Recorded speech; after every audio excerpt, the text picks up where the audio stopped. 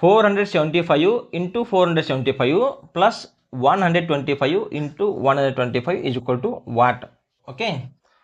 Already 475 and 475 both are same numbers, so you take these two as A, and 125 and 125 are also same. Take these two numbers to be B. Okay.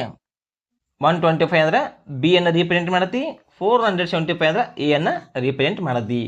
ಇಲ್ಲಿ ನೋಡ್ರಿ double ದವು 475 means ಏನಾಯ್ತಿದೆ A square and 125 into 125 means B square. Okay. A square plus B square ಇದರ ಒಂದು long form ಏನಪ್ಪ ಅಂದ್ರೆ ಇದನ್ನು expand ಮಾಡಿ ಬರೆದಾಗ 1/2 bracket A plus B bracket square plus into bracket A minus B bracket square and bracket complete. Okay. ಈ ಒಂದು ಫಾರ್ಮುಲಾದಾಗ ಇವು A ಮತ್ತು B ಯ ವ್ಯಾಲ್ಯೂಗಳನ್ನು ನಾವು substitute ಮಾಡಬೇಕಾಗತಿ. 1/2 bracket A plus B. A means 475 plus B means 125. Okay. Bracket square plus A means 475 minus 125 bracket square and bracket complete. Okay. 1/2 bracket ಇವನ್ನ plus ಮಾಡ್ರಿ 600 bracket square plus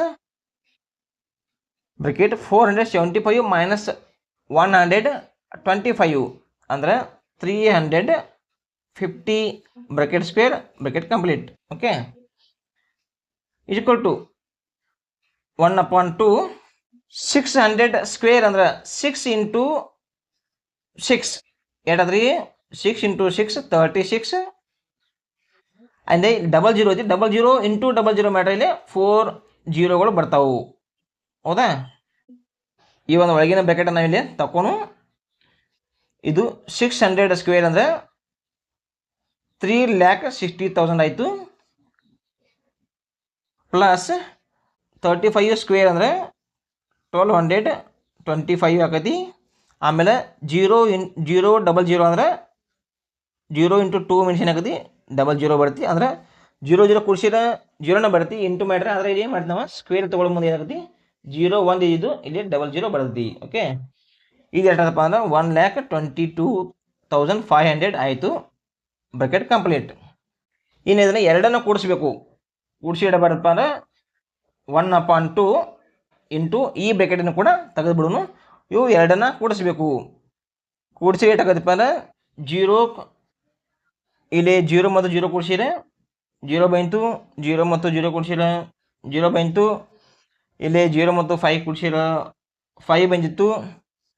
ಆಮೇಲೆ 2 ಮತ್ತು 0 ಕೂಡಿಸಿರ 2 ಬಂದಿತ್ತು, 2 ಮತ್ತು 6 ಕೂಡಿಸಿರ 8 ಬಂದಿತ್ತು, 1 ಮತ್ತು 3 ಕೂಡಿಸಿರ 4 ಬಂದಿತ್ತು. ಓಕೆ. ಇನ್ನು 2 1 ಜಾ 2 2 ಜಾ 2 4 ಜಾ 2 1 ಜಾ 2 2 ಜಾ 1 ಉಳಿತು, 1 ಇಂಟು 1 ಮುಂದೆ 0 ಬಂದರೆ 10 ಆಯಿತು, 2 5 ಜಾ 10 ಆಯಿತು, ಮುಂದೆ 0 ಬಂತು. ಇಲ್ಲಿ ಮೇಲ್ಗಡೆ 1 ಐತಿ, 1 ಇಂಟು 2,41,000 ಅಂದರೆ 2,41,250 ಎಷ್ಟು ಫೈನಲ್ ಆನ್ಸರ್ ಬರ್ತದೆ.